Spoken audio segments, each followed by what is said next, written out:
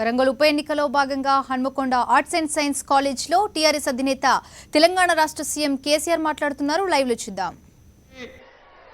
ఒకవేళ నేను చెప్పేది తప్పైతే టీఆర్ఎస్ పార్టీకి శిక్ష విధించండి.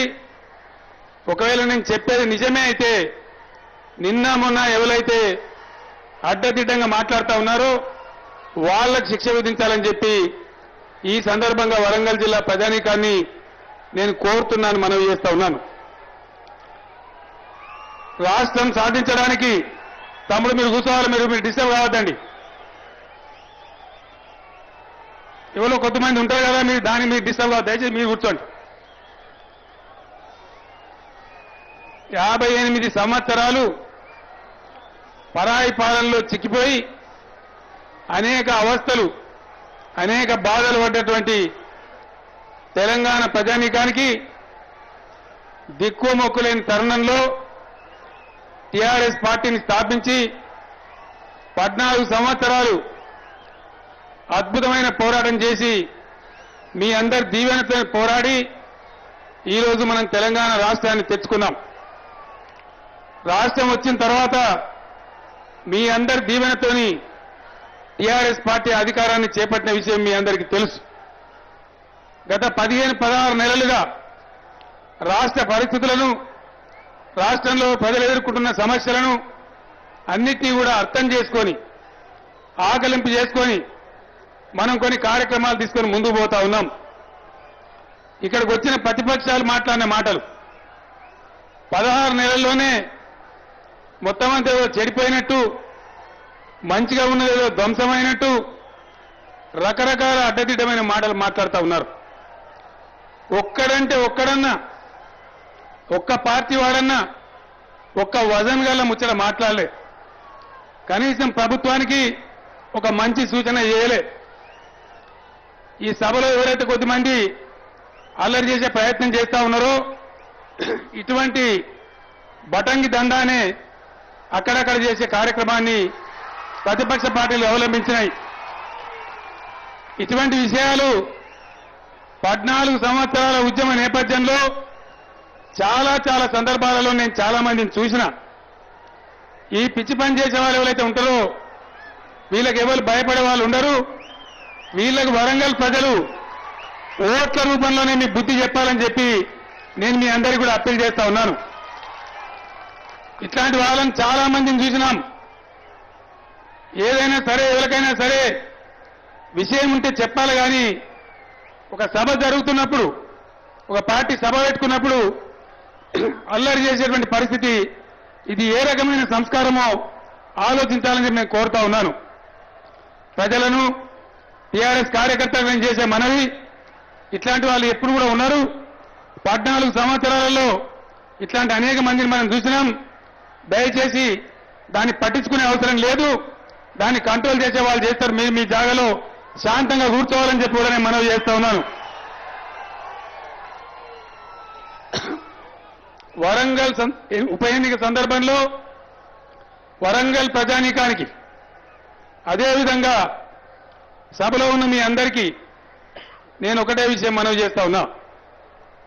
టీఆర్ఎస్ ప్రభుత్వం వచ్చిన తర్వాత కరెంటు విషయంలో తెచ్చినటువంటి మార్పు ఇలా తెలంగాణ 50 మంది ప్రజానీకం గమనిస్తా ఉన్నారు.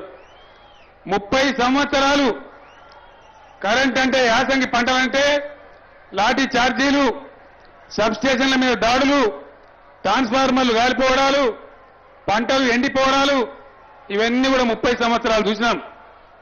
రాజీవ్ రహదారి దిగ్బంధాన్ని కూడా మనమే చేపట్టినాం అన్నాడు ఉద్యమ ప్రస్థానంలో. ప్రభుత్వం మెడలు వంచడానికి, కరెంట్ సరఫరా చేయడానికి 30 ఏళ్లు ఏడిపించినారు కాంగ్రెస్ టీడీపీ ప్రభుత్వాలు రెండు కూడా. ఈ రోజు టీఆర్ఎస్ ప్రభుత్వం వచ్చిన తర్వాత కేవలం 6 నెలల కాలంలో, 6 months లో ఇలా ఎట్లా కరెంట్ సరఫరా అవుతా ఉన్నదో మీరందరూ కూడా దానికి సాక్ష్యం అని చెప్పి నేను మనవి చేస్తా ఉన్నా. ఒకప్పుడు కరెంటు ఎప్పుడు వస్తుందో, ఎప్పుడు పోతుందో, ఎన్ని గంటలు ఉంటుందో ఎవరికి కూడా తెలియనటువంటి పరిస్థితి. కానీ ఈనాడు తెలంగాణలో కరెంట్ అంటే భయమే లేకుండా అయిపోయింది. బ్రహ్మాండంగా ప్రజలు ఎంజాయ్ చేస్తా ఉన్నారు. ఇలా ట్రాన్స్ఫార్మర్లు కాల్పే పరిస్థితి లేదు, మోటార్లు కాల్పే పరిస్థితి లేదు. 30 ఏళ్లు వాళ్ళు ఏడిపిస్తే అనతి కాలంలో అతి తక్కువ టైంలో కరెంటును ఏ విధంగా ప్రభుత్వం పునరుద్ధరించిందో మీకు తెలుసు. ఇంకొక మాట ఈ సందర్భంగా నేను మీకు చెప్తా ఉన్నాను. వరంగల్ ప్రజలకు, వరంగల్ వేదికగా తెలంగాణ ప్రజానీకాన్ని నేను ఒకటే మాట చెప్తా ఉన్నా. రాబోయే మార్చి తర్వాత పగటి పూటనే రైతాంగానికి 9 గంటల విద్యుత్ సరఫరా కూడా చేయబోతా ఉన్నామని మనవి చేస్తా ఉన్నా. అదేవిధంగా 2018 నాటికి రాష్ట్రంలో కరెంటు పోవడం అనే పరిస్థితి ఉండనే ఉండదు.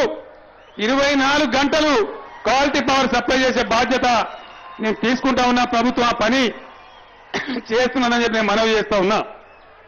ఒక భయంకరమైన సమస్య, ఒక పీడకల కరెంటు బాధ నుంచి ఈ రాష్ట్రాన్ని గట్టెక్కించింది టీఆర్ఎస్ ప్రభుత్వం. ఆ విషయం మీకు తెలుసు. అది నేను చెప్పే మాట అబద్ధమైతే మీరు టీఆర్ఎస్ శిక్ష వేయండి, నేను చెప్పేది నిజమే అయితే ఎవరైతే అడ్డం పొడుగు మాట్లాడుతున్నారో ఆ పార్టీలకు శిక్ష విధించాలని చెప్పి నేను 50 మంది ప్రజలను కూడా కోరుతా ఉన్నా.